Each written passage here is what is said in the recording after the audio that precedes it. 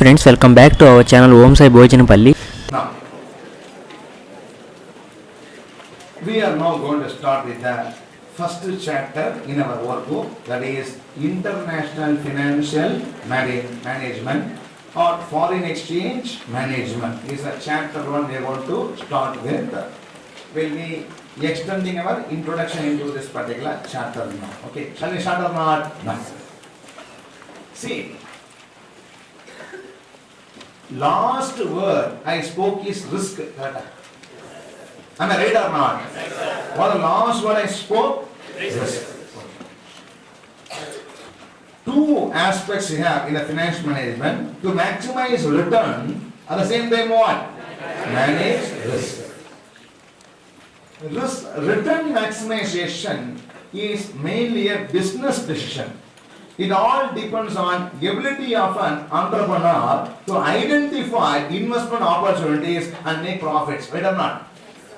But risk management is more technical and more concept based. Are you following up? That is why in the final syllabus, rather than focusing on return maximization, all our chapters will be mainly focusing on what? Managing the risk. Okay. The entire syllabus is predominantly tilted towards one word called as what?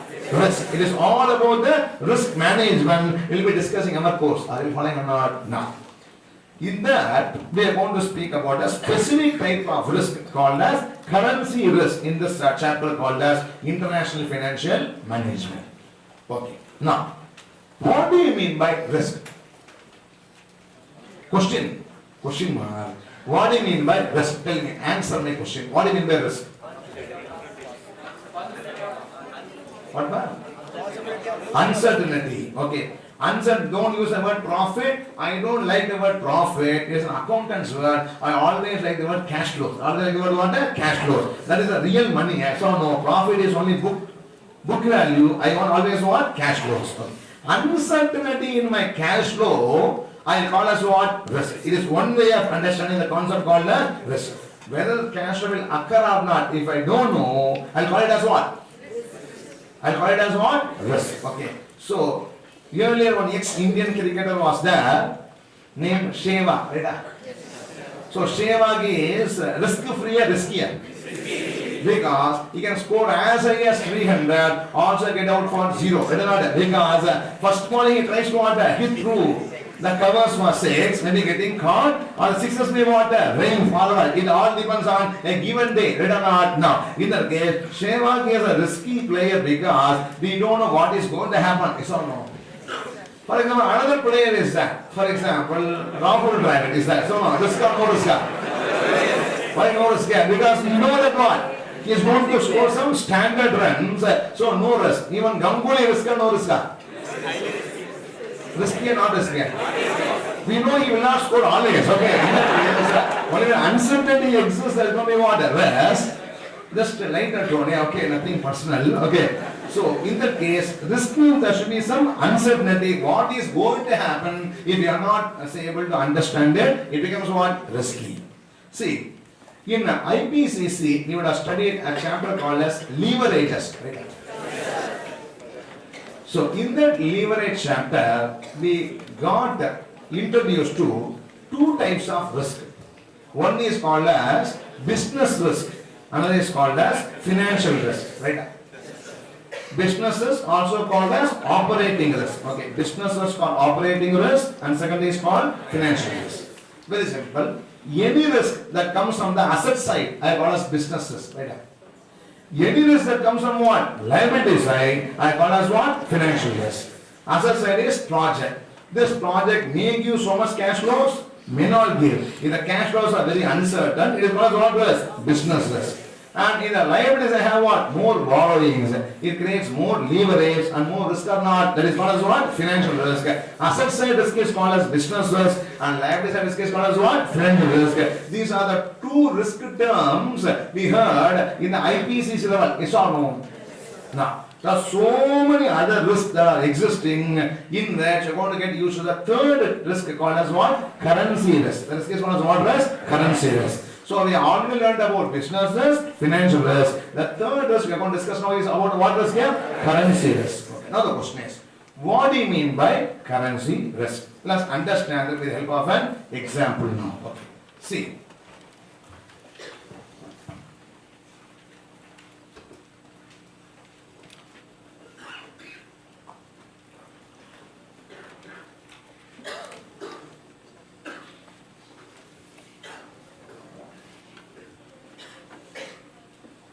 See, a person exported goods worth $1 lakh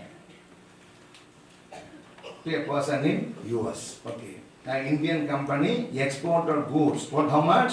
$1 lakh. So the invoice value is $1 lakh to a person in US.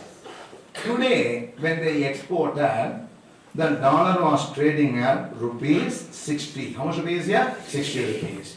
Today when the export was made, $1 is equal to 60 rupees. Now, this export is not for the immediate cash payment. I exported this goods for a credit period of 3 months. How many months? 3 months. That is, this $1 lakh is payable to me after how many months? 3 months. This is a transaction which I have seen now. Can I consider or not? No. The issue is, what is the value of goods exported by him today? Tell me. Go in the calculator. 1 lakh into 60 gives you how much? 60 lakhs. So he has made sales worth 60 lakhs. Am I right or not? Can I say he can immediately book a revenue of 60 lakhs? Is it true or false? He has sold goods worth 60 lakhs. Yeah. Can I credit in his P&L account 60 lakh rupees as an income? True or false? Because I can say my sales is $1 lakh, but I cannot boldly say that my sales is what? 60 lakh, because I am going to get this $1 lakh after how many months? At the end of the third month, the exchange rate may fall to 58 also, may even increase to what? 62 also. Is it possible or not? No. If the exchange rate becomes 62, I am very happy because I am getting how much rupees? 62 lakhs for the goods sold. My income is 62 lakhs. If it drops to what? 58 rupees, it becomes how much rupees? Yeah, 58 lakhs. So, the inflow what I am going from the sale is uncertain, right or not? This is a risk or not? This risk arises not due to my sale. Not due to my what? Sale. Because suppose it is given a bank guarantee. I am having what? Bank guarantee. It will never become a bad debt. It will not become what? Bad debt. I am going to surely what? Realize this $1 lakh. Either I LC in my favor or what? A bank guarantee. So there is no business risk. Yes or no? But still I am having what? Risk. The risk arises due to what? Exchange rate fluctuation. Arises due to what? Exchange rate fluctuation. Even though the cash flow is certain, but how much I will be getting is all dependent on the exchange rate prevailing on the date of my conversion. This risk I call as what risk? Currency risk. Okay. This risk arises due to what? Currency fluctuation. It is one of the macroeconomic factors. It is what factors? Macroeconomic factors. Because company is not living in a no man's island. Company is also living inside a country. Right or not? No. Whatever affects every countryman will affect my company also. Right or not? So those factors which are common to all the companies, we call as what factor? Macroeconomic factor. It is not company specific. It is what? Country specific. Those factors are called as what factor? Macroeconomic factor. Examples are exchange rate movements is what? A macroeconomic factor. Interest rate movements. Okay. Say country's interest rate may increase or decrease. Interest rate movements, exchange rate movements, business cycle, all these are called as what factors here? Macroeconomic factors, where everybody in the country will be getting affected through what? Macroeconomic factors. These factors causes a risk. Right or not? To tackle the macroeconomic factor risk only, will be predominantly discussing in the final syllabus. Are you following what I am saying? In that one of the macroeconomic factors, starting discussion is called as what? Currency or exchange rate fluctuation. This risk is called as currency risk. Everybody point number one. Are you following or not? Now, tell me, what are the two types of risk we already know? This is macroeconomic or company specific? Because business risk is due to my company's business and finance is due to what? My debt equity ratio. These two are not outside the company. It is what? Self-generated risk. So these are business risk and financial risk. Apart from that, company gets themselves exposed to risk from outside factors or not. These factors are called as what factors? Macroeconomic factor. One of the main macroeconomic factor is what? Is going to be what? Currency rates or exchange rate. This risk is called as what? Currency risk. Any uncertainty in the cash flow that arises due to what? Fluctuations in exchange rates will be called as what risk? Currency risk. This risk is mainly there for those companies which are engaged in cross-border trade. They are doing what? Exports and imports. Having cross-border investments, having cross-border financing. Cross-border investment means an Indian company starting a new project in US is what? Cross-border investment. Cross-border financing means I raise capital not from Indian stock market, I raise capital from what? US stock market in dollars. It becomes what? Cross-border financing. Company which are doing cross-border trade, cross-border investment, cross-border financing are exposed to a specific category of risk called as what risk? Currency risk. This currency risk is the main agenda in this chapter, International Financial Management. Everybody following on? Now, company should devise strategies. Should devise what? Strategies to manage the currency risk. Right now, you should devise what? Strategies to manage the currency risk. These strategies that the companies follow to reduce the currency risk are popularly called as hedging strategies. What strategies? Hedging strategies. What are hedging strategies? Risk reducing strategies. Those strategies the companies follows to reduce the risk are called as what? Hedging strategies. In this chapter, we are going to see the hedging strategies which are there to reduce my currency risk. Reduce my what? Currency risk. What are all the options the company is having to protect itself against what? The exchange rate fluctuations. We will be discussing in this chapter predominantly called as what strategy? Hedging strategy. It helps me to protect me against what risk? Currency risk. Can I proceed or not? No.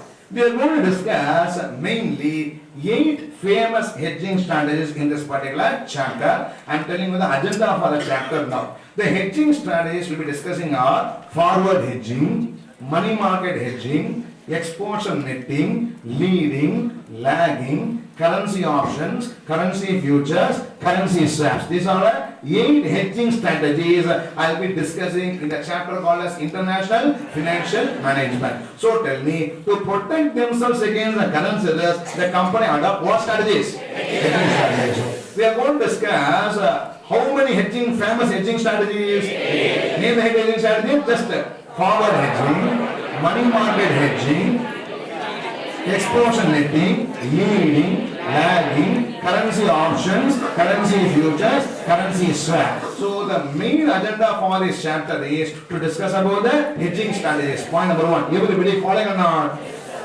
In this, the last 3 strategies, namely currency options, currency futures, currency swaps, will not be learned in this chapter because options, futures and swaps are derivative instruments. Are you following up? Or what instruments here? Derivative instruments. So that part of this chapter alone, I will be discussing in the chapter called as derivatives. So currency futures and currency options are given a separate chapter, application of derivatives. I will be discussing the currency futures and currency options. We have a separate chapter for what? Currency swaps. Are you following what I am saying? So currency option, currency futures and currency swaps, I will be discussing along with what? The derivative segment towards the end of this batch. And I will be discussing the other hedging strategies in this chapter at the beginning. Everybody follow what I am saying, because that is difficult to understand without understanding how the derivatives transaction works. So we just bifurcate into 2 areas other than derivatives and then derivatives. Can I proceed or not? No. Next. So hedging strategies is one of the predominant issues when we are discussing in this particular chapter. But we should know that in any market, what is market? I use that term very frequently. I have to first get that crystallized. What is market? Place where something is what? Bought and sold. This is called as what? Market. In fish market, what is bought and sold? Fish is bought and sold. Correct. In vegetable market, what is bought and sold? Okay. In money market, what is bought and sold? Money. Like that in currency market, what is bought and sold? Foreign currencies. Everybody follow what I am saying? Now, in any market, there are three players. How many players? Three players. Namely hedgers, speculators and arbiters. What are three players? Hedgers, speculators, arbiters. A hedger goes into the market to protect his existing transaction.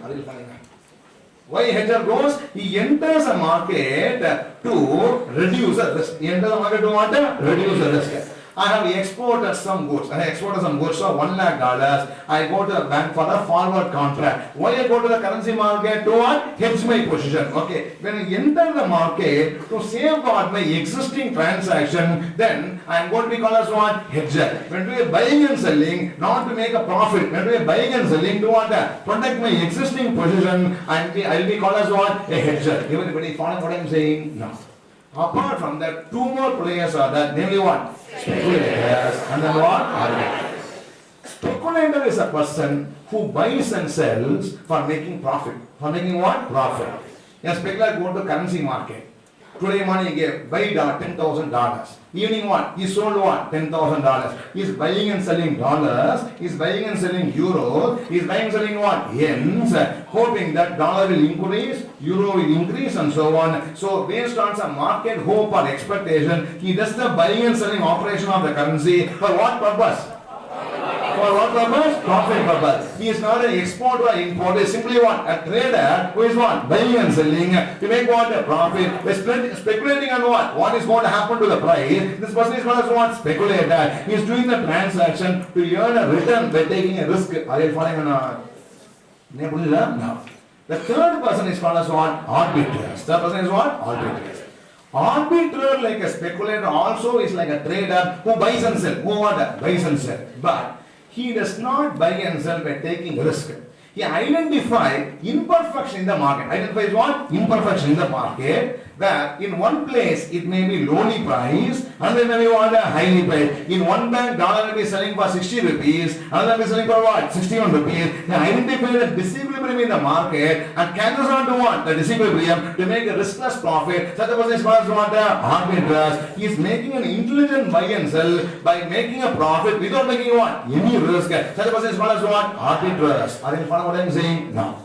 For speculator, we need to have a subject. It is only what? The instinct, right? But arbiters will be discussing two strategies here. One is called as currency arbitrage, another is called as covered interest arbitrage. There are two arbitrage strategies. Arbiters can follow in this market to make a riskless profit. Those strategies are called as currency arbitrage, and then what? Covered interest arbitrage is other issue we'll be discussing in this particular chapter. Everybody following or not? Now tell me, in the market, how many players are there? Name the three players. Hedgers, speculators, arbiters. Hedger goes in the market to make profit and loss or protect his existing transaction. His aim is risk reduction and not what? Profit earning. Right or not? Now, speculator jumps into the market as a trader for buying and selling to make what? Profit. By taking what? Risk. Arbiter is also what? Trader only, but he makes a profit without. How he makes that? He identifies the imperfections in the market and then what? Caters on to it to make a riskless profit. Such a person is called as what? He is called as what? Arbiter. Arbitrage in currency market is of two types, namely what? Currency arbitrage, covered interest arbitrage. Above these two also we'll be discussing this particular chapter, IFM. Everybody following on. Now, the last segment of this chapter will discuss about dealer's desk, because whenever we speak about dollars and all, don't think company is buying dollars, selling dollars. The other party called as bank, right? As how company is exposed to the dollar risk, same way the bank is dealing in what? Dollars. The foreign currency dealer is also having what? The same risk. Right or not? Now, how the dealer manages his foreign currency, how he is going to manage his risk, we will discuss in the last segment called as what? Dealer's risk. We should think the other party also, right? or we should not be selfish. We should be looking at what? Poorly the foreign currency dealers, banks also what? Are buying and selling foreign currencies. They too have what? Exchange risk. How the dealer manages a foreign exchange will be discussed in the last segment of this chapter called as dealer's desk. This is the agenda for this chapter, international financial management. Everybody following or not? No. I have given a summary of what will be discussed in this chapter, IFM. Can I proceed? No. Tell me number one. What are two types of risk? Business risk and financial risk. These two are company specific or general company specific. And the risks which are common to all companies comes out of what factor? Macroeconomic factor. In that one specific type of risk is called as what? Currency risk. It is uncertainty in cash flow arising due to exchange rate fluctuations. The currency risk arises for those companies engaged in cross-border trade, investments and financing. The strategies which are adopted to eliminate or to negate the currency risk are called hedging strategies. The famous hedging strategies are forward hedging, money market hedging, exposure netting, leading, lagging, currency options, currency futures, currency swap. In the last 3 years, what strategies? Derivative strategies. Now, apart from hedges, what are the other players in the market? Speculators and arbitrators. Speculator enters the market by taking a risk in order to earn a return. But the arbitrator will be earning the same return without taking risk by identifying imperfections or disequilibrium in the market. So in currency market there exist two arbitrage strategies. Name what arbitrage strategy? Currency arbitrage and covered interest arbitrage. And finally, we will be discussing about the dealer's risk angle. Everybody following on. And in the course of discussion, we will be discussing about some theories called as purchasing power parity theory, interest rate parity theory, and so on. All this will come in one of the subsects of the introduction discussed. Everybody following on. Let us we complete the introduction to this chapter, international financial management. Next, we will go for some basic calculations and then proceed with the chapter. Everybody following or not? Give the introduction to international financial management. The first chapter, chapter 1.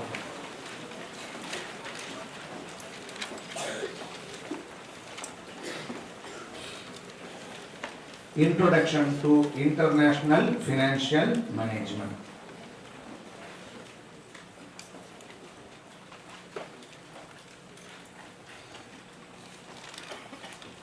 Point number 1. There are two types of risk. There are two types of risks that are company specific. There are two types of risk that are company specific. Namely, business risk and financial risk. Namely, business risk and financial risk. There are two types of risk that are company specific, namely business risk and financial risk. Full stop. Continue. Business risk depends on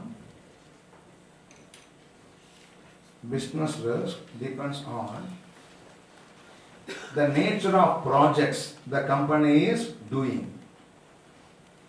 Business risk depends on the nature of projects the company is doing.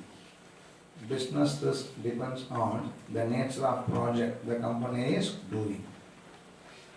And financial risk on the company's capital structure. And financial risk on the company's capital structure.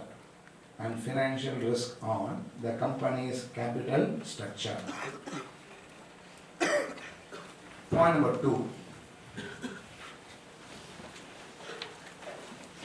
Apart from company specific factors,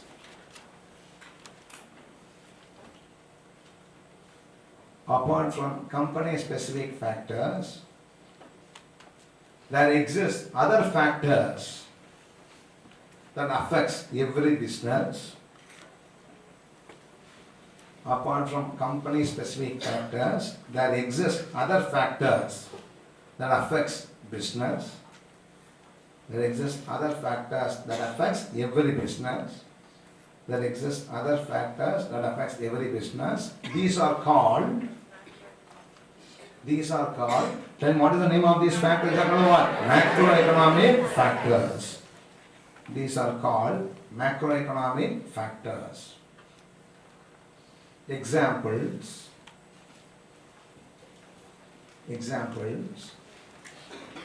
Exchange rates. Examples, exchange rates, comma, interest rates,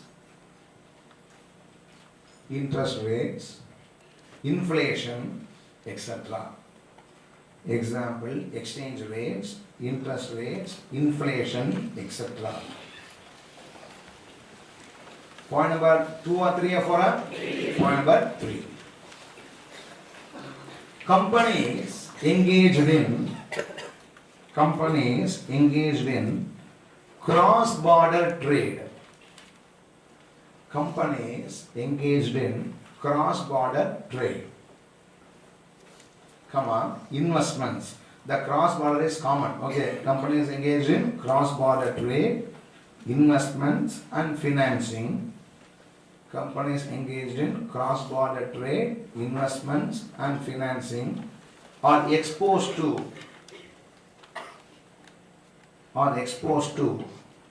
a specific type of risk called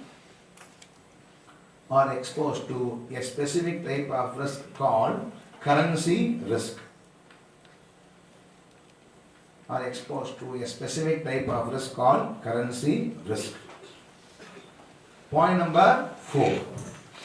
Currency risk is the uncertainty in cash flows. Currency risk is the uncertainty in cash flow. Currency risk is the uncertainty in cash flow arising due to. Currency risk is the uncertainty in cash flow arising due to. Fill in the blanks. Due to what? Exchange rate fluctuations. Is uncertainty in cash flow arising due to exchange rate fluctuations.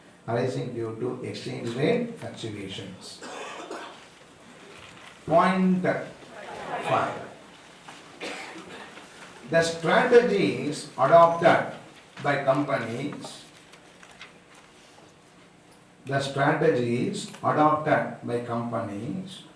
to mitigate the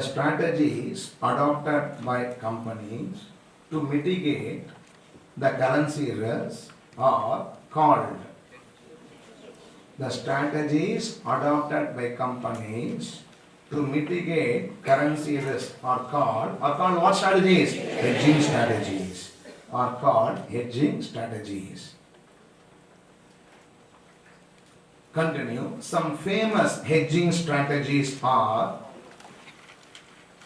With this we are consolidating the chapter A. Okay. Some famous hedging strategies are A.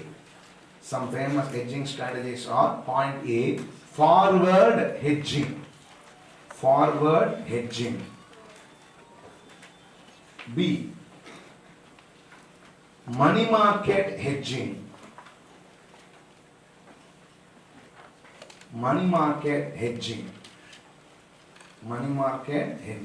C. Leading. Leading. Leading. D. Lagging. Lagging. Lagging. DIF. Point E. Exposure netting.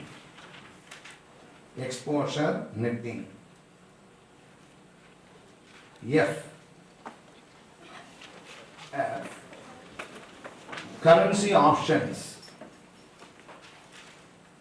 G.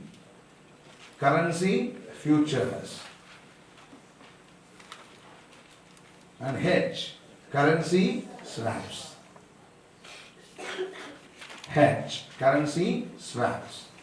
Block the last 3 and write derivative instruments. last three you block it and say derivative instruments. Derivative instruments. Shall I proceed? Now. Next. Point number 5 or 6 or 7? Point 6. Point 6. Apart from hedgers,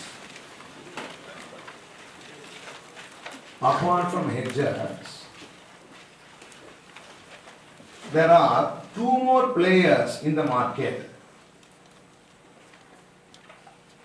Apart from hedgers, there are two more players in the market.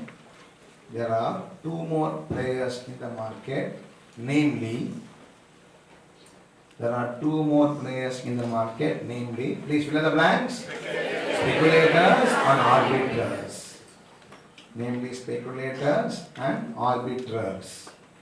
Speculators and arbiters. Point number 7. Speculator trades in the market. Speculator trades in the market by taking risk. Speculator trades in the market by taking risk to earn profit. By taking risk to earn profit. On the other hand, arbiters identify. On the other hand, arbiters identify imperfections in the market pricing. Arbiters identify imperfections in the market pricing. Imperfections in market pricing, comma, devise strategies, identifies imperfections in the market pricing, comma, devise strategies and earn riskless profit. Devise strategies and earn riskless profit. Devise strategies and earn riskless profit. Continue. These strategies are called, same point you continue, these strategies are called what strategies? Arbitrage strategies. These strategies are called arbitrage strategies. These strategies are called arbitrage strategies.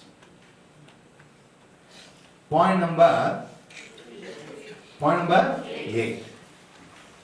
In this chapter we will discuss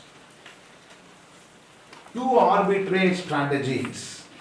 In this chapter, we will discuss two arbitrage strategies in currency market. Namely, in this chapter, we will discuss two arbitrage strategies in the currency market. Namely, currency arbitrage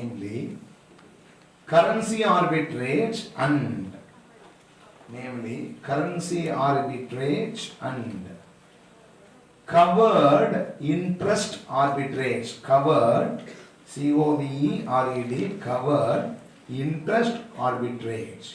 Covered interest arbitrage. Covered interest arbitrage. Shall I proceed now? Last point. Point number 9. In the last segment of this chapter,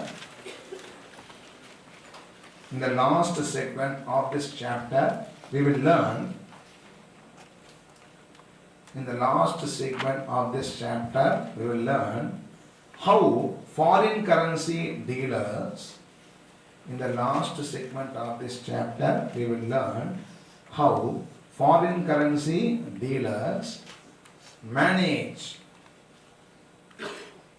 their currency risk. How foreign currency dealers manage their currency risk. Bracket dealer's desk. You bracket right? Dealer's desk. Desk na from their side. What they are doing na? Dealer's desk is the last segment. With this, we have completed our introduction to the chapter, International Financial Management. Now, you may feel as if you have entered into a theory class. Not even one number discussed, only number wrote is $1 lakh at 60 rupees 3 months. Apart from that, everything is what? Words. Being the first class, I was forced to give introduction to two areas. One is your subject, another what?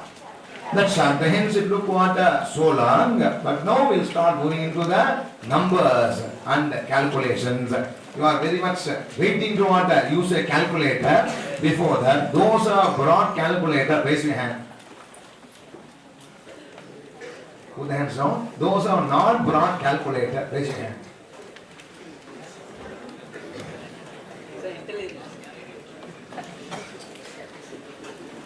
So you should have a broad calculator. Having it or not now. Please, next class, bring it. I'll say one thing. I will do all the calculation on slide. Okay, you don't have any work. I agree that. But unless you do with me the calculation, you will not experience the numbers. Are you following me? Are you following what I am saying? That is, the numbers and calculation should be experienced to know what is happening. Otherwise, you will watch like a movie, nothing will happen. Yeah. Will come in, go out. Okay, at least movie, good scenes will be there to remember. Yes or not? You have nothing there, only subject. So you should get involved. Please don't make me do the calculation. I have already done my homework. You should do the classwork. Whether not, you should do the calculations. Bring the calculator and start doing it. Please, my request. Otherwise, you will not be able to get the grip over the discussions. Can I go see it now? Let's start with the first area. Basics in Forex management. Will I think? Basics in Forex management. Forex means foreign exchange management. Basics in Forex management.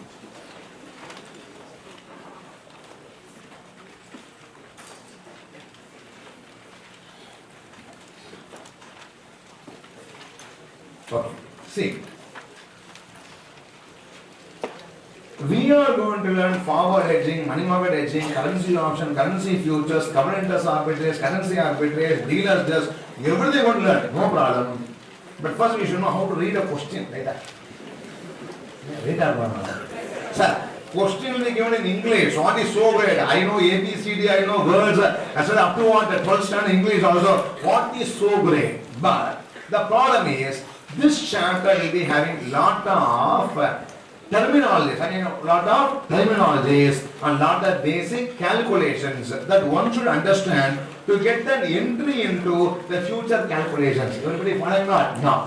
One should get familiar with the words used and the basic calculations done, so that once you are strong with the basic only, I'll be able to proceed into what? Hedging strategies, arbitrage strategies, etc. etc. So the first part of this chapter is teaching about the basics, basic terms as well as what? Basic calculations in this particular chapter, and then we can just move on to what the higher issues like strategies or say arbitrage, or it may be also we can say the interest rate parity, etc. So initially we should be getting hold of the basics. Above that we will be discussing in the first segment today. Can you start or not? Now, in the class, the learning objectives, basics in Forex management.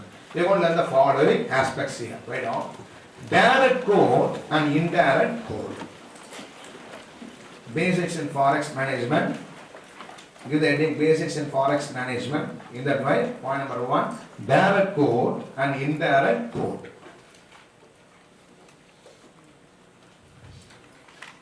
Bid rate and offer rate.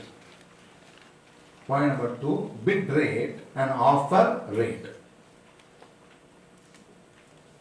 Bid rate and offer rate. Some books also use, instead of offer rate, ask rate. They also put as what? ASK. If you want to also write as ask rate. Bid rate and offer rate. Offer rate can also be mentioned as what? Ask rate. Bid rate and ask rate. Next, point number 3, spread. Point number 3, spread. Point number 4, conversion of direct to indirect. Point number 4, conversion of direct to indirect and vice versa. Conversion of direct to indirect and vice versa. Conversion of direct to indirect and vice versa. Point number 5, cross rates. Cross rates. Point number 5, cross rates. These are all the issues we'll be discussing in the segment 1 of this chapter, basics in forex management. In workbook up to question number 6, we'll be dealing with the basics in forex management. Can we start or not? No. I'll discuss all this before you start doing the problems in this regard. Okay. Once I complete the discussion about all the 5, in another half an hour time, around 5 to 6 sums can also be completed. So today our agenda is to try to complete the first segment, namely basics in forex management. Can we start or not? No. Up to this, are you all getting settled or not? You know, my speaking speed, pronunciation, everything getting used to it or not? No. We are going to move into the calculation subject as it is. Okay? Now, see. The first point, what I declared is what and what? Direct code and indirect code. What do you mean by code? A question arises now. Code means when you say price of something, it is called as what? Code.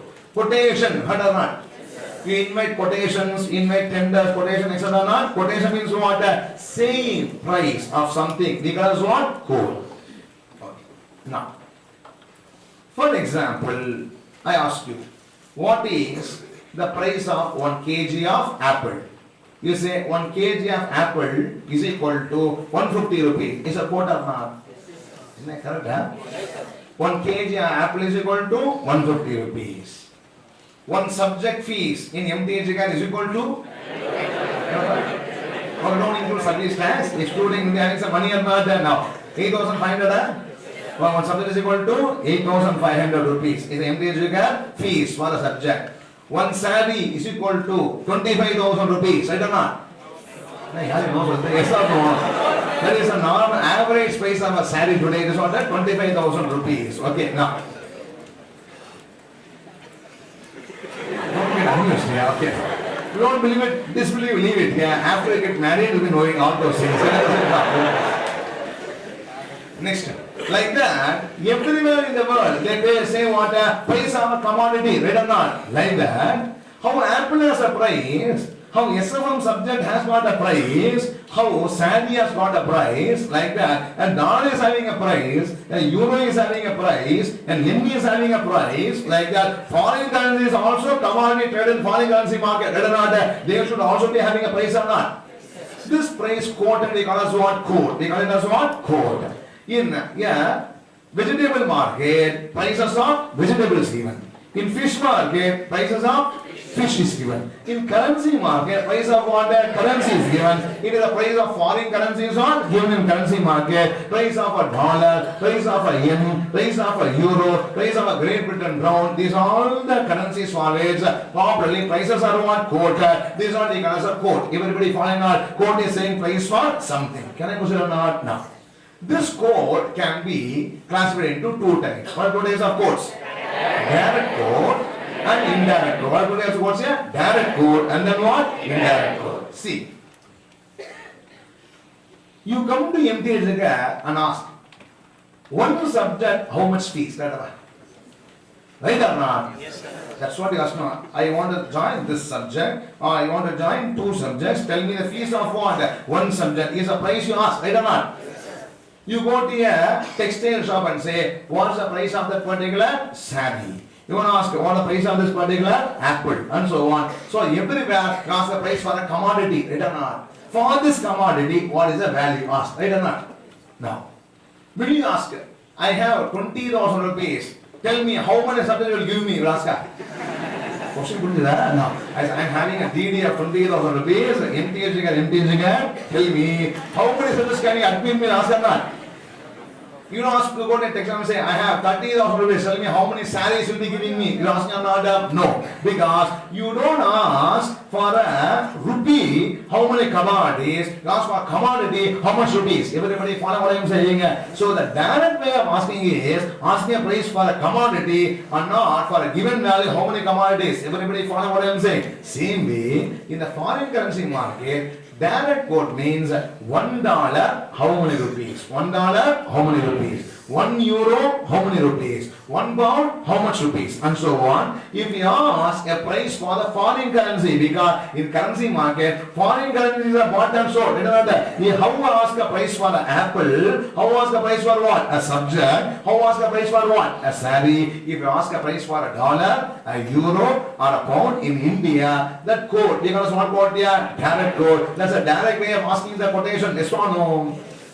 Now, so $1 is equal to, for example, $1 is equal to rupees 60. Is what code?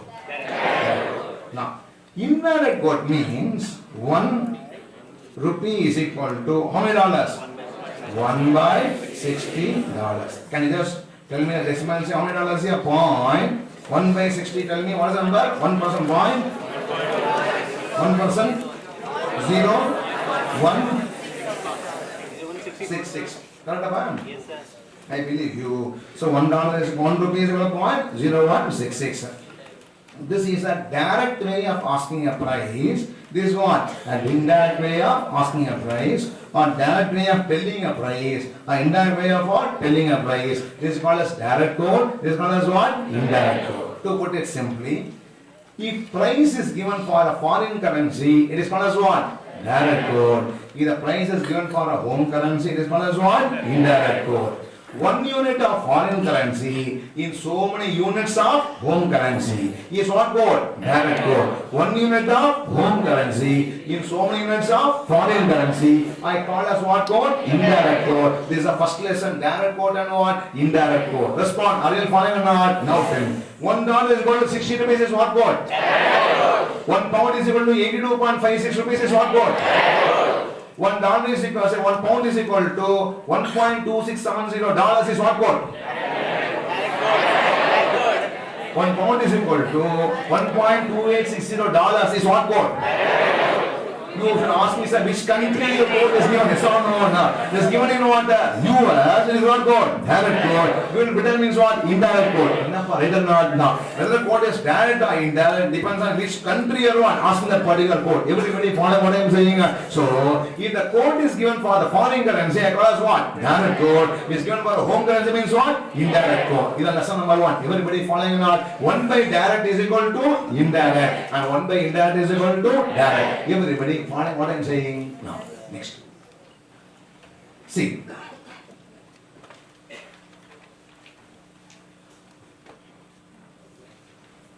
Okay. What code? Direct code is 1 unit of foreign currency, so many units of what? Home currency is what code? Direct code. 1 unit of home currency, so many units of foreign currency is what code? Indirect code. Accepted? Now, tell me. This is Japanese yen. The symbol for what? Japanese yen. 100 yen is equal to 62.11 rupees. Answer the question. Direct or indirect? Direct or indirect? 1 unit of foreign currency in so many units of what? Home currency. Is it given for 1 yen or 100 yen? Direct or indirect? It is direct only. Some currencies, they will not be giving the price for 1 unit, they will be giving the price for what? Hundreds of units because of the value of the currency. Because 1 yen will be around 62 paise, 0.6211 paise will be what? The latest yen say price. So 1 yen is equal to 62 paise. Just for saying it easily, not to say in what? Paise. They say not 1 yen, they say what? 100 yens. Okay. Some currencies are always quoted in hundreds of units and not in what? A single unit. Examples are Japanese yen. Examples are what? Japanese yen. There's something called South Korean won. That is South Korean WON won. South Korean won is another currency. Indonesian rupiah. These 3 currencies are always quoted in 1 unit. Hundreds of units are hundreds of units. 100 is equal to how many dollars? 100 won is equal to how many dollars? 100 international rupiah is equal to what? How many dollars and so on. Always they are given as a quote for hundreds of units. And this you should know that it is also a direct code. Instead of saying 1 yen, they give code for what? 100 yen. Respond, yes or no? Now, tell me, what is indirect code for this? 1 rupee is equal to 1 by direct code or 100 by direct code? Indirect quote is equal to not 1 by direct quote. Indirect quote is equal to what? 100 by direct quote, because direct quote is given for hundreds of units. Everybody, are you following what I am saying? In the second point, I just want to discuss regarding the direct quote and indirect quote. Respond, everybody, yes or no? Yes. Can I proceed further? No. What is the first point I discussed? Direct quote, indirect. Summarize. Direct quote is 1 unit of what? Foreign currency. In so many units of home currency. Indirect quote is 1 unit of home currency. In so many units of foreign currency. To put this simply, quote given for foreign currency, direct quote. Quote given for home currency, indirect quote. 1 by direct, indirect. 1 by indirect, direct. Some currencies are always quoted for hundreds of units. Name the currencies. Japanese yen, South Korean won, Indonesian rupiah. And these, if you want to find out indirect quote, how to find out 100 by direct quote will give you the indirect quote. Up to this, are you having the clarity or not? No. Right on. First point number 1, direct quote and indirect quote.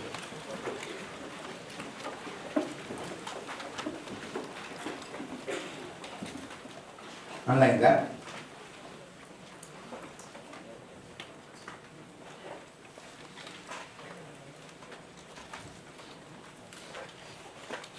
one unit of foreign currency,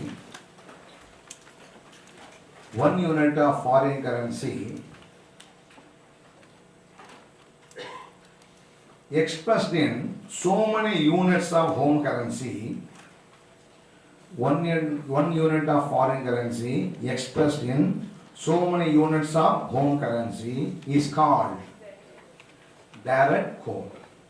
1 unit of foreign currency expressed in so many units of home currency is called direct quote. Expressed in so many units of home currency is called direct quote. That is, if price is given for foreign currency,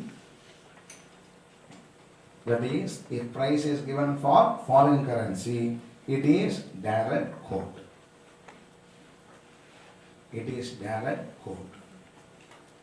Example, same point, right? Example, $1 is equal to rupees 60. Example, $1 is equal to rupees 60. $1 is equal to rupees 60. Point A or B? Right point. First point is point A, you call it. Next point B. 1 unit of local currency. Point B. 1 unit of local currency in so many units of foreign currency. 1 unit of local currency in so many units of foreign currency. 1 unit of local currency in so many units of foreign currency is what code? Indirect quote. Is indirect quote. Example, 1 rupee is equal to, example, 1 rupee is equal to $0.0166. 1 rupee is equal to $0.0166. How I got $0.0166? Bracket la 1 by 60. Bracket by 1 by 60. Bracket close. Point B is here C. 1 by direct quote is equal to indirect quote. 1 by direct quote is equal to indirect quote and vice versa. 1 by direct quote is equal to indirect quote and vice versa. 1 by direct quote is equal to indirect quote and vice versa. Point C or D? D. Some currencies like Japanese yen,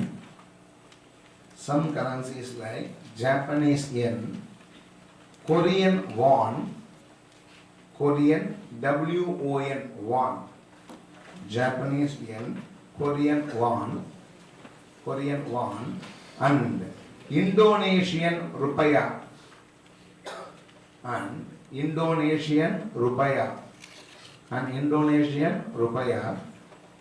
are always expressed in. Are always expressed in. Can I fill in the blanks? Always expressed in what? Hundreds of units. Are always expressed in hundreds of units. In such case, indirect quote is equal to. In such case, indirect quote is equal to. Please fill in the blanks. Indirect quote is equal to what? 100 by direct quote. Indirect quote is equal to 100 by direct quote. Indirect quote is equal to 100 by direct quote. Can we proceed to the next discussion now? Now. Point number 1, direct, indirect quote over. Next is what? Bid and offer rate. Give the heading. Bid rate and offer rate.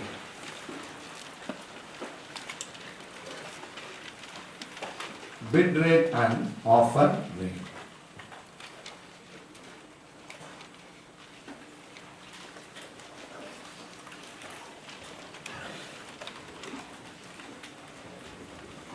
Shall I start now? No. See, I go to a fruit seller and ask, what is the price of 1 kg of apple? What is it?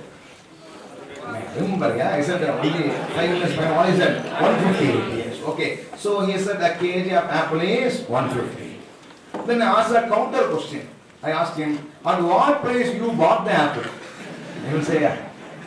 But now I asked him, what the price of a kg of apple? He said 150 rupees. Okay, I asked him, okay, this is your selling price to me, but at what price you bought the apple? He will tell her. He'll beat me and say, the business secret, simple. MTH will come and ask for SFM, what is the fees? He'll tell you. Then you ask next question, what fees you are paying to Rajagopal sir? He'll tell her. So, everywhere in any business, nobody reveals the margin. Nobody reveals what the margin. Whether you go to a saree shop, or whether you go to what? A food seller, or go to what? An education institution, everywhere, they will give you their selling price to you, but they don't disclose at what price they procure the resource. Are you following what I am saying? That is, nobody will disclose their margins to others. Are you following? Yes or no?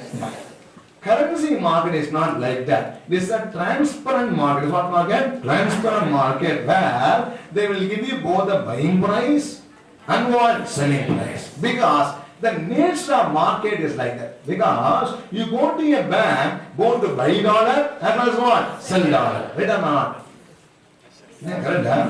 You want to go abroad, you go to the bank to what? Buy dollar. The exporter goes, realize dollar, they go to the bank to what? Sell dollar. When you approach the bank, they should be giving you the price of both buying dollar as well as what? Selling dollar. So this is what we call as a two-way quote. Call as what? Bid rate and offer rate. Everybody, are you following what I am saying? So in currency market, they will disclose a margin openly and they will be giving you the buying price as well as what? Selling price, which we call as bid rate and then what? Offer rate. Everybody, can I proceed or not? Now, let's take an example. See,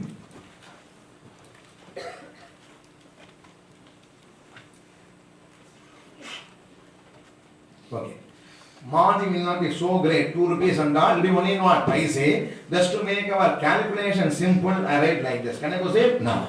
See, how to read this? First of all, denominator is what? $1. How to read there? $1 is equal to how much rupees? 60 rupees dash what? 62 rupees. Are you able to read the quote or not? No. Rupees by dollar, you wrote or not? How to read it here? This is what? 1 unit. $1. How much rupees? 60 rupees. And how much rupees? 62 rupees is the quote given. Everybody following how to read the quote or not? Again tell me how to read this. $1, 60 rupees, 62 rupees. Am I right or not? No. The 60 rupees, I call it as bid rate. I always want to read here, bid rate. And the 62 rupees, I call it as what? Offer rate. These are the two rates, bid rate and then what? Offer rate. Now, how to understand this? The banker says, I will buy from you $60. But the same dollar if you want, I'll give it at how much rupees? 62, and they make a profit of 2 rupees. Everybody following or not? No. That means the bank will buy at bid rate and the bank will what? Sell at offer rate. The bank will buy from you the dollar at what rate? Bid rate 60. The same dollar if you ask the bank to give back, he'll give it how much rupees? Yeah, 60 rupees offer rate. So bid rate is a buying rate of the banker. Offer rate is what? Selling rate of the banker. You know something? Banker say what? Dealer. The authorized dealer buys at bid rate and sells at what? Offer rate. Point number 1. Everybody, are you following or not? You will sell your dollar at what rate? Good morning, friends. Good morning, friends. Okay, now tell me. You will sell your dollar at what rate? Bid rate, because I will sell at banker's buying rate.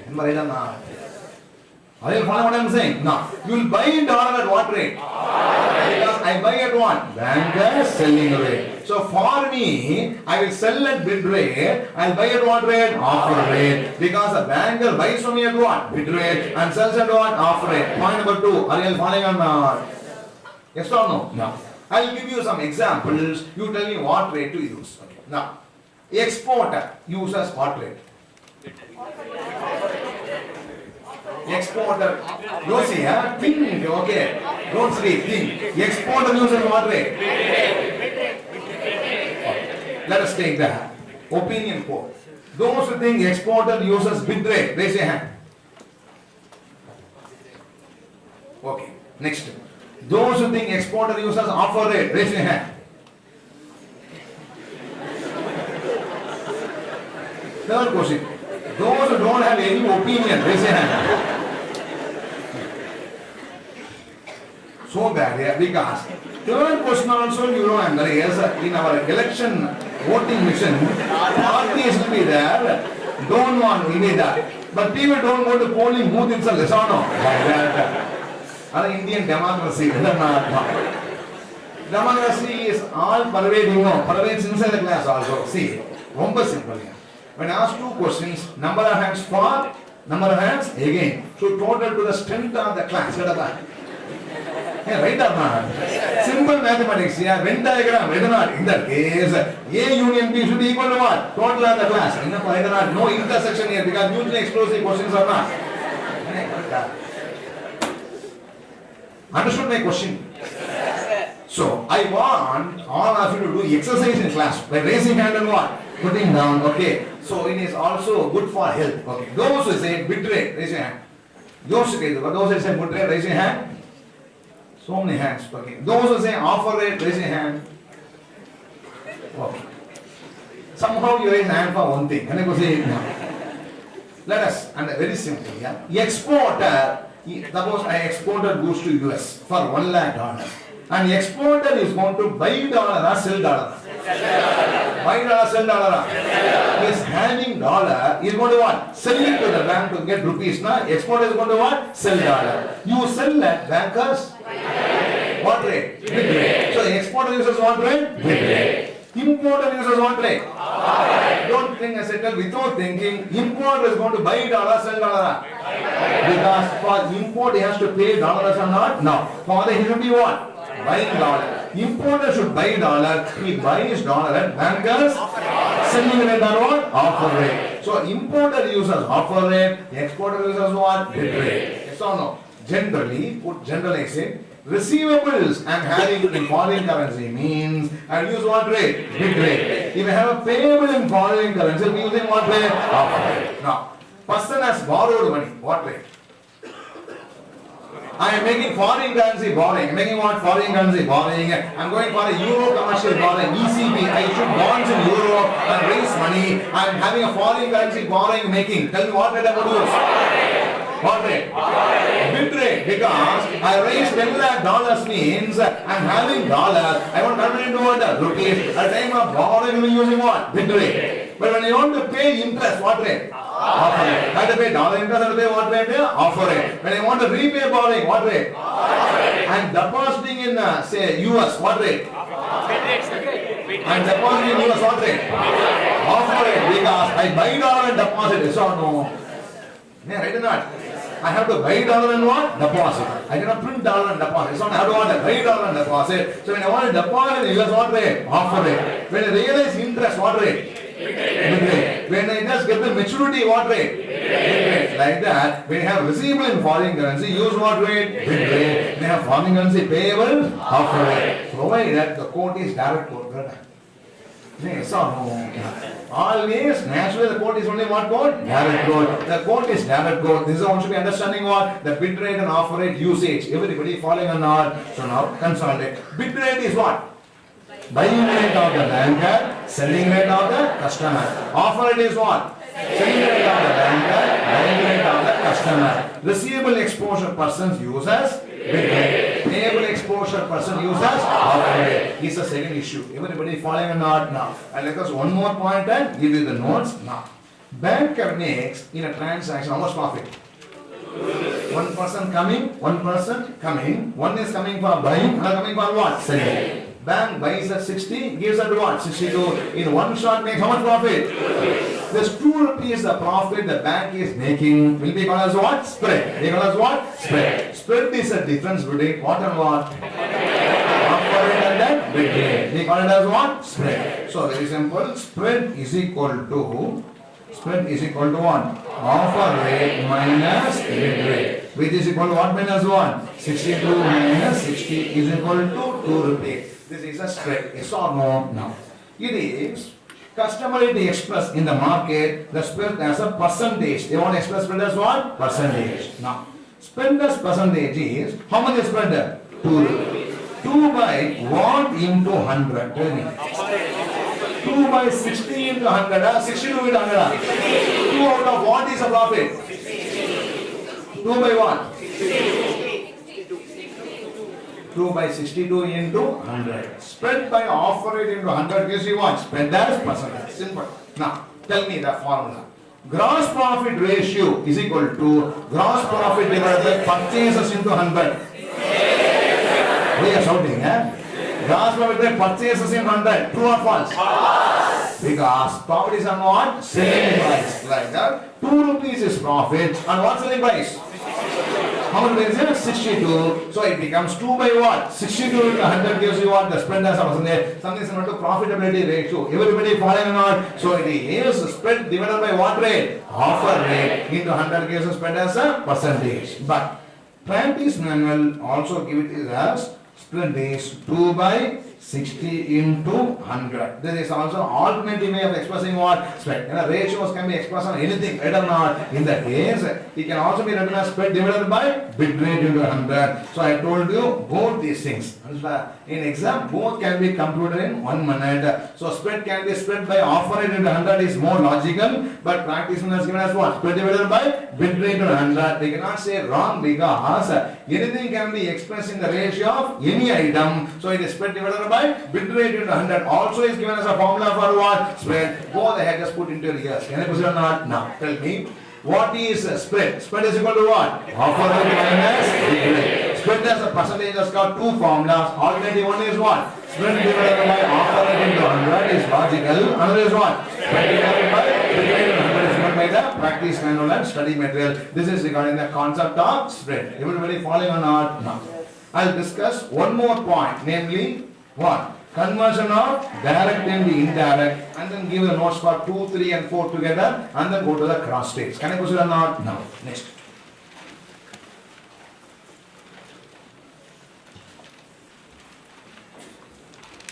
We are now in India, right? Yes or no? Yes.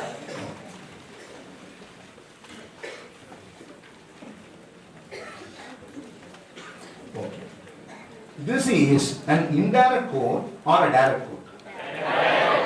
Indirect quote or a direct quote? Because the quote is given for the product. How will we read it? $1 is equal to 60 rupees bid rate, 62 rupees offer rate. Now, I want to convert this into indirect quote. I want to convert this into what quote? Indirect. The direct quote can be converted to indirect quote and vice versa or not. We all know that indirect quote is equal to what by 1? 1 by direct quote. Accept or not? Now, see. Indirect quote will be dollar by rupee. Yes or no? Here $1 is equal to how many rupees? 1 rupee is equal to how many dollars? Okay, it is going to be 1 by 60, 1 by 62. Are you following or not? This is wrong. So this is not the indirect code. Let us see how to write the indirect code for the same. Please. I'll write once again. Dollar by rupee is equal to 1 by offer rate becomes bid rate. 1 by offer rate becomes what? Bid rate. And 1 by bid rate becomes what rate? Offer rate. In indirect code, bid rate of indirect code is equal to 1 by offer rate of direct code. Offer rate of indirect code is equal to 1 by bid rate of direct code. We'll see the logic later. Understand the calculation first. Okay, tell me indirect code is equal to 1 by direct code. Accept that? Yes or no? No. In that case, if the direct code two rates are given, bid rate and offer rate, indirect code also will be having bid and offer rate. Yes or no? Yes. In that case, bid rate of indirect code is equal to what? Offer rate of direct code. Offer rate of indirect code is equal to what? 1 by bid rate of direct code. Just for sake of convenience, tell me what is the breakup here? 1 by 62. Tell me the number. 0.0161. Okay, 0.0161. And this is what? 0.0166 is going to be the indirect code calculation. How to read this number? 1 rupee is equal to 0.0161 dollar. 1 rupee is equal to 0.0166 dollars is the meaning of this indirect code. Conversion of direct into what? Indirect. Can we proceed or not? Now, let us see why this is done this way and then go for the notes. And finally the cross stage. Are you comfortable or not? What is being discussed? Now, tell me first. What is bid rate? Buying rate of the banker, selling rate of the customer. What offer rate? Selling rate of the banker, buying rate of the customer. You are having a receivable exposure. Receivables in foreign currency. What rate to use? Payable in foreign currency? Offer rate. Difference between bid and offer. Spent as percentage is? Spent by offer into 100. Or spent by bid into 100. This code is called as two-way code. What we are? Two-way code. They given both buying and selling. For a two-way code, you have to find out what? Indirect code. Indirect code bid rate is equal to 1 by direct code offer rate. Indirect code offer rate is equal to 1 by direct code bid rate. Up to this, are you having the clarity or not? No. So why this way? Very simple. Now, read this code for me. You think yourself as a banker. Okay. Bank will buy dollar from here 60 rupees. Yes or no? Think yourself as a bank. Okay. Bank is buying $1 and selling 60 rupees. Right or not? You are buying a dollar, selling a rupee. Right or not? If you buy a dollar, the opposite answer should be what? Sold. Yeah. Right? Getting now buying, giving means selling. Right or not? No. Bank says $1 is equal to 60 rupees bid rate means from this bank communicates two things. It says for the dollar my buying rate is how much rupees? 60 rupees. For the rupee the selling rate is what? I sell 60 rupees for what? $1. I sell 60 rupees for how many dollars? Yeah? $1. Or I sell every rupee for 1 by $60. That's all no. Right or not? Again I repeat. $1 is equal to 60 rupees. What rate? Bid rate. Accepted. $1 is equal to 60 bid rate. In this code, I am selling what?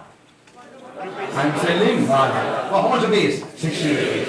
When I say I am selling dollar, I can also say I am buying rupees. I am? Oh, sorry. I bungled there. Just one minute. See. $1 is equal to 60 rupees. That means I am buying a dollar. For how much rupees? Yeah, 60. Bid rate, I am buying a dollar. For how much rupees? Yeah, 60. Banker buys $1 at 60 rupees. So this quote is a buying quote for a dollar. Yes or no? The opposite is bank is selling how much rupees? 60 rupees to buy $1. So it's going to sell how much rupees? 60 rupees. So it is selling 60 rupees to buy $1. For every rupee, how much I am selling here? 1 rupee is equal to what? 1 by 60. What is buying rate for a dollar? The 1 by 60 becomes what? Selling rate for a rupee. Selling rate is offer rate. Everybody will respond yes or no. So direct quote buying rate is the indirect quote what? Selling rate. Now direct quote when I am buying dollar, indirect quote I am going to what? Sell the rupee. Respond yes or no? Similarly, $1 is equal to 62 rupees. I sell the dollar for what? 62 rupees. Or I buy rupee for what? 1 by $62. So the buying rate for rupee will be what? Selling rate for dollar, and vice versa. Hence we say 1 by offer rate is equal to bid rate of indirect quote, and 1 by bid rate is equal to offer rate of indirect quote. Everybody, are you following or not? With this we complete the first 4 points in the introduction stage. Let's have a notes in this regard before we complete with the cross rates. Okay, now write down point number 1 or 2. 2. Give the thing bid rate and offer rate.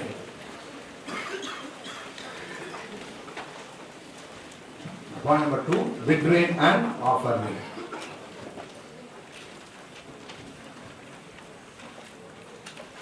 The right point A.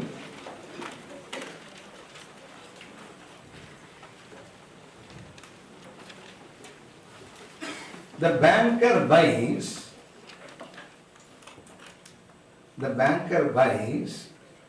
the foreign currency at fill in the blanks, bid rate.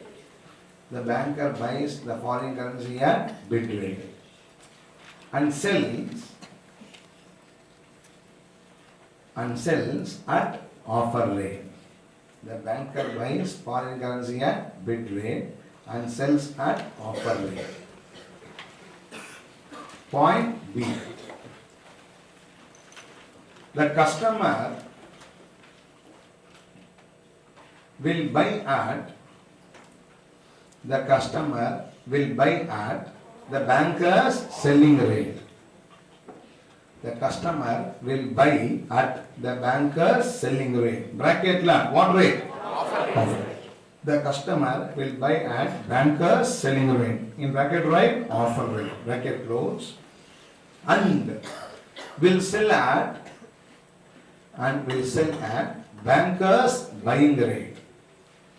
And will sell at banker's buying rate. And will sell at banker's buying rate. In bracket right what? In bracket right, bid rate. In bracket right, bid rate. Point B or C? C. When we have receivables in foreign currency, when I use the word we are not bankers, we are what? Customers, understand? Okay, when we have receivables in foreign currency, use what rate? Bid rate for calculations. When I have receivables in foreign currency, use bid rate for calculations. And for payables, use what? Offer rate. And for payables, use offer rate. Shall I proceed or not? Next. Give the heading spread. Point number 2 or 3? 3. Spread. Spread is the profit to the banker. Point A. Spread is the profit to the banker. Spread is the profit to the banker. Point B. Spread is equal to offer rate minus bid rate. Spread is equal to offer rate minus bid rate. C. Spread can be expressed as percentage. Spread can be expressed as percentage. Spread can be expressed as percentage. Branch it into two. Alternative 1. Put it down here, mark and write. Spread by offer rate into 100. Alternative 1. Spread by offer rate into 100. Second branch. Alternative 2. Spread by bid rate into 100. Spread divided by bid rate into 100. Alternative 2. Spread divided by bid rate into 100. Everybody following or not? Next. 0.3 or 4? 4. Conversion of direct to indirect.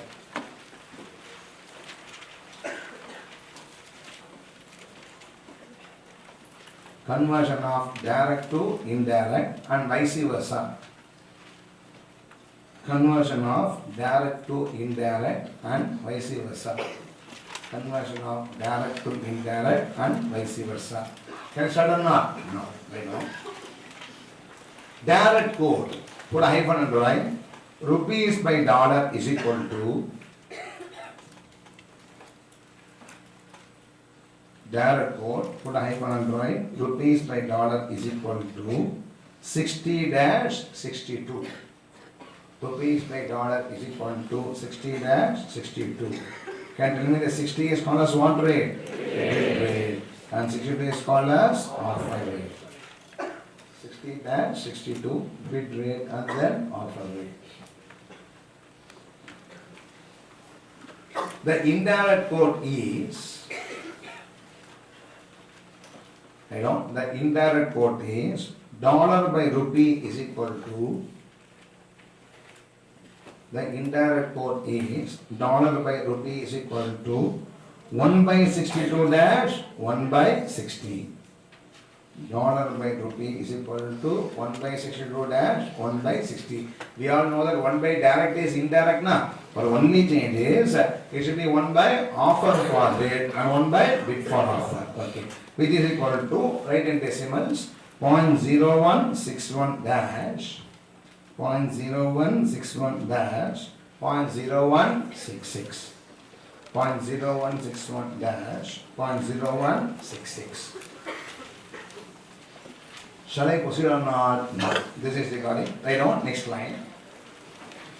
Bid rate indirect quote is equal to, same point. Bid rate indirect quote is equal to, bid rate of indirect quote is equal to, fill the blanks. Fill the blanks here. 1 by offer rate of direct quote. Bid rate indirect quote is equal to 1 by offer rate of direct quote. Next. Offer rate indirect quote is equal to, offer rate indirect quote is equal to, fill the blanks, 1 by bid rate of direct quote. Offer rate indirect quote is equal to 1 by bid rate of direct quote. 1 by bid rate of direct quote. Everybody, are you following or not? Now, with this 4 simple basic discussion has been made, namely what? Direct indirect quote, bid rate, offer rate, spread, conversion of indirect quote into direct quote. Shall I proceed or not? No. See.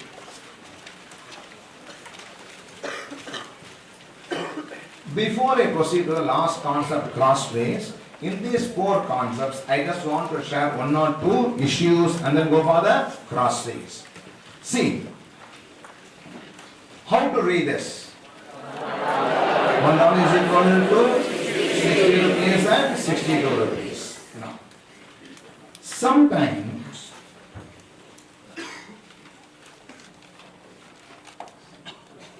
like this quote will be given. Read this for me. $1 is equal to 60 rupees, 62 rupees. Right? Okay. Now, see, it is a way of expressing. It's a way of what? Expressing. Okay.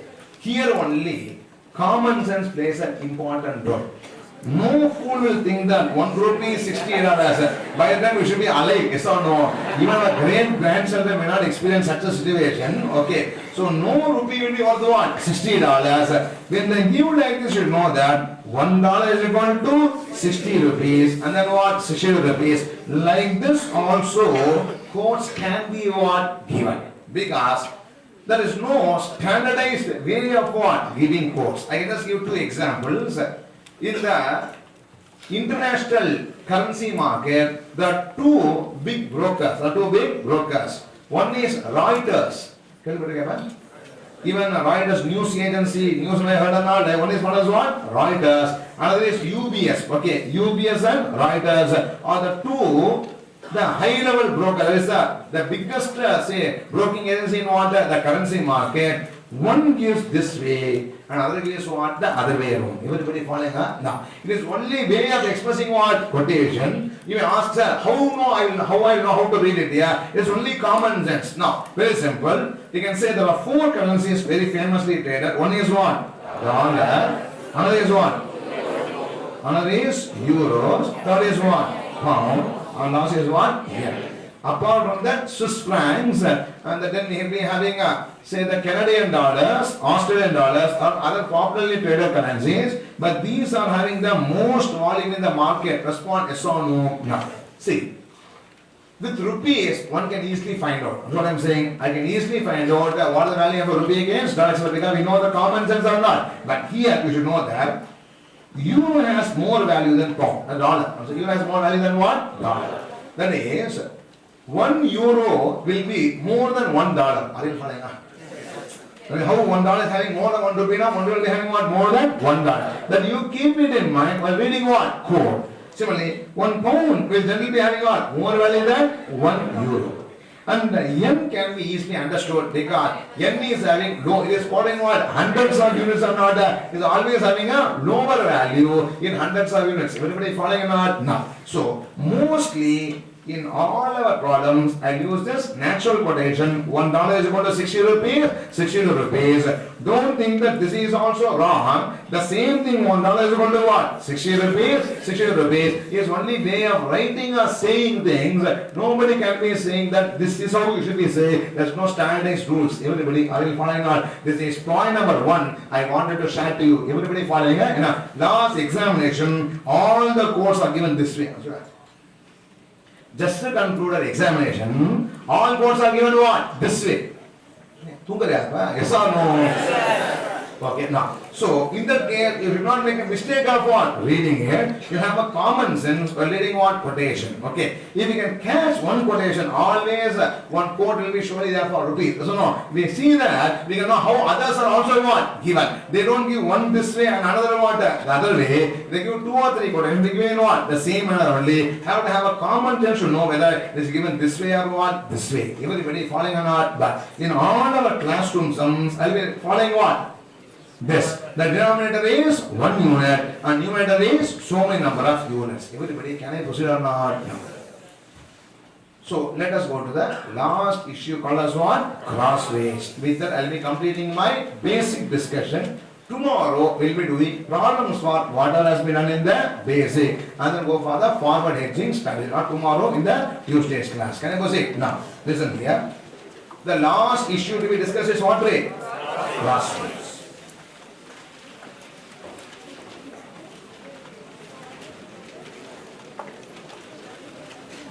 See, now I have exported goods to a person in US. To a person in what? US. $1 lakh is the export proceeds. If I go to the bank and ask price for a dollar, will they give it or not? Yes. They have the quotation for the dollar. They say $1 is 60 rupees. You can exchange for that 60 lakh rupees. So they'll be able to give the price for a dollar. Right or not? I exported goods to Japan. I'll be having my invoice in what? Yens. Will the bank be having a price for yen or not? Yes. I exported goods to a person in Britain and the price is quoting in what? Pounds. Will they give me the quotation for pounds or not? Yes. So, all these currencies, the bank will be having a price or a rate in their menu. Right or not? Suppose I exported goods to Tanzania. Export goods which country? Tanzania. And my invoice is in Tanzanian shillings. Invoice in what? Tanzanian shillings. Okay. 10,000 Tanzanian shillings is my invoice amount. Are you following? Yes or no? I go to the bank and say, tell me the exchange rate for Tanzanian shillings. They say, I don't know. Right or not? Because bank will know the prices of only those commodities which are what? Frequently traded and not the prices of remote currencies. Are you following or not? Daily bank comes across dollar trade, euro trade, yen trade, but you are a unique person going to the bank for export to what? They only buy your goods, okay? They follow Tanzanian shillings, and you are the bank, tell me the exchange rate means they will not be having it ready in the hand, right or not? Because it is not a currency that is very properly traded, not a easily convertible currency. Everybody, are you following? Huh? Okay, the banker said, okay, no problem. You wait. In Tanzania, I asked that bank whether they have any rate for rupee. Because you may not be having a rate for what? Tanzanian shillings, but they will be having a rate for what? Rupees. So you call the bank in Tanzania and say, in your country, tell me what is the value of 1 rupee against Tanzanian shillings? They said, rupiah, what rupee? For example, because they are also not aware of this currency because it's not frequently traded there. Because only importer, he only trades the particular currency. Are you following not? Now, in a situation where in India also I don't have a quotation for the currency, and in Tanzania also what? You don't have the quotation for the rupee. In that case, the conversion has to take place or not? Yes or no? How we can do it is, in both countries, dollar will be quoted, right? I have a quotation for dollar here against rupee. He will have what? Quotation for what? Tanzanian shilling against what? Dollar. So dollar value can be taken as what? A common currency value, and you can elevate what? Value between rupees and Tanzanian shillings. Are you following what I am saying? Such a rate equals what rate? Cross rates. Are you following what I am saying? If you don't have an exchange rate straight away between what? Two currencies, I can use what rate? Cross rate. It's using a common currency quotation to arrive at what? Quotation between two currencies. I call it as what rate? Cross rates. Everybody accept it.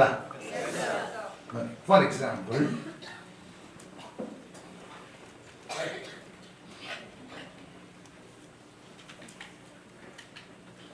$1 is equal to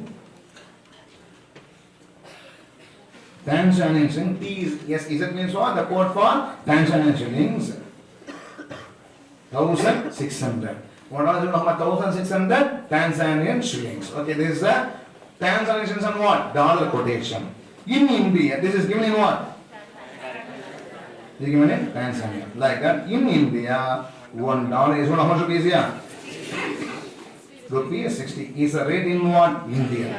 I want the rate between rupees and what? Tanzanian shilling is an issue. Everybody following or not? No. See how I write? First write the equation and then substitute the numbers. Equation is I want rupees by Tanzanian shillings. Rupees by what? Tanzanian shillings. Because for me the foreign currency is what? Tanzanian shillings.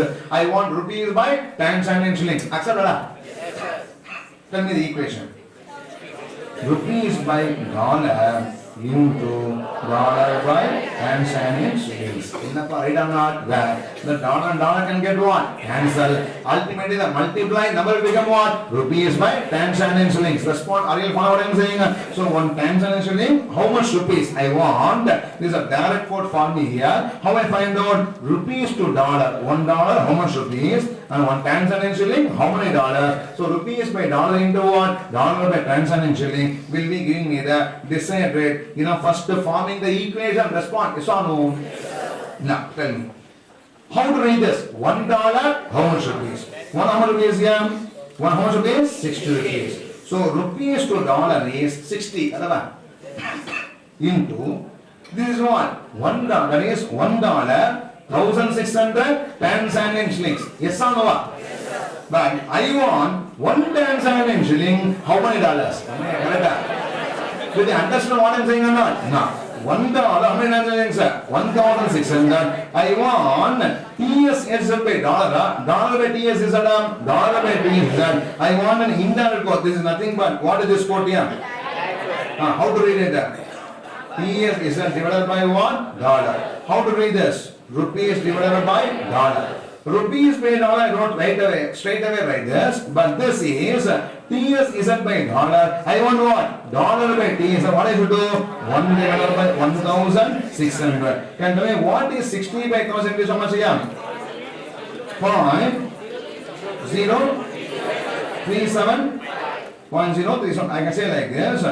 1 Tanzanian shilling is equal to how much rupees here? Rupees 0.0375 is the exchange rate which I get from the current bank. Everybody following what I am saying?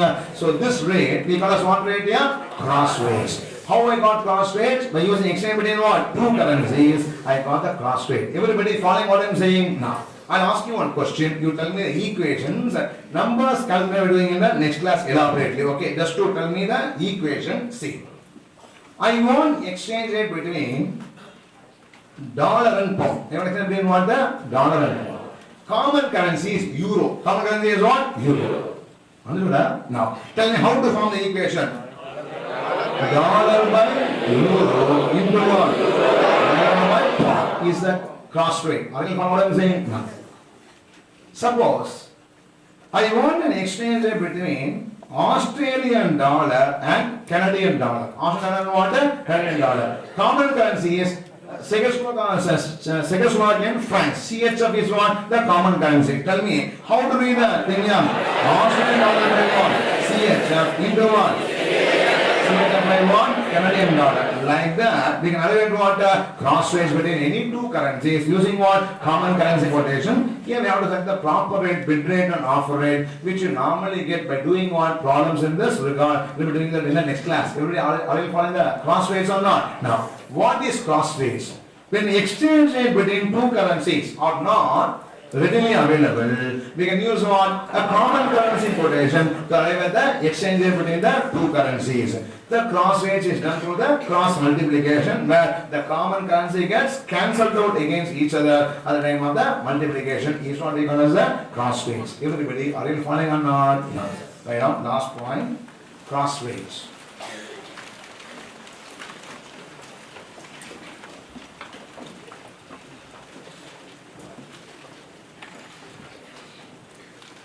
Cross rates.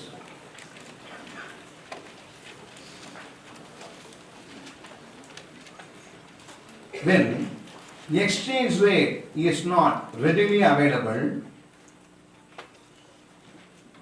when the exchange rate is not readily available between two currencies,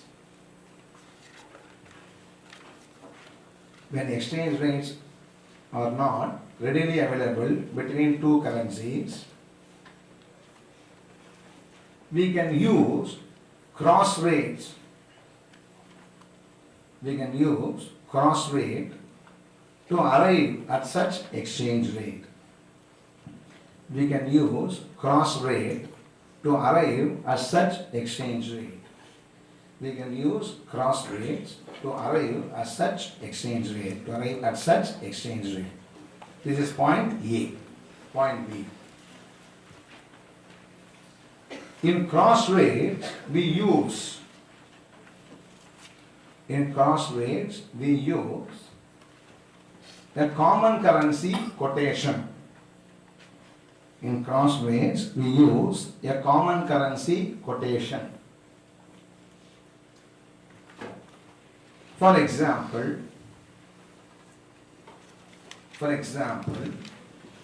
we want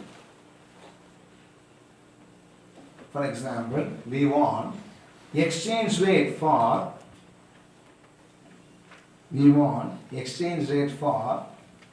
Tanzanian shillings TSZ.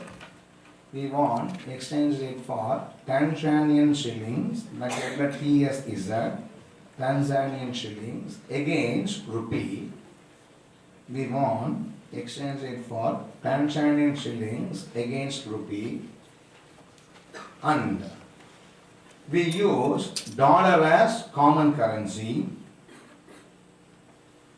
and we use the dollar as common currency, and we use the dollar as common currency as follows, and we use the dollar as common currency as follows. Write the formula. Rupees by TSZ is equal to please fill in the blanks. Rupees by dollar into dollar by TSZ. Rupees by dollar into dollar by TSZ. Continue. In India, $1 is equal to rupees 60. In India, $1 is equal to rupees 60. One in bracket, how this quote should be written here? Rupees by dollar. $1 is equal to rupees 60. In quotes write rupees by dollar. And in Tanzania, $1 is equal to, please fill in the blanks, $1 is equal to how much? TS is at 1600. $1 is equal to TS is at 1600. Bracket la TS is at by dollar. TS is at by dollar. Next one. Rupees by TS is equal to. Rupees by TS is equal to. Tell me the calculation. 60 into. Now rupees by dollar 60, no? 60 into what? 1 by 1600. You know, I have TS is by dollar. I want dollar by what? TS is into 1 by 1600 is equal to 0.0375. Is equal to 0.0375. 0.0375. This is regarding the concept of cross rates. Now, we will do problems for identifying direct indirect code, bid rate, offer rate, spread calculation, conversion of direct and indirect code, and calculating cross rates. For all this, we'll get used to it by actually doing what? Calculations in the next class. And next class, we'll start with the area called as forward hedging, move on to purchasing power parity theory also. So please be here on time around 6:15 in the next class, and also generally make it a habit to revise and come to the next class. Thank you friends. Om Sai Bhojanapalli.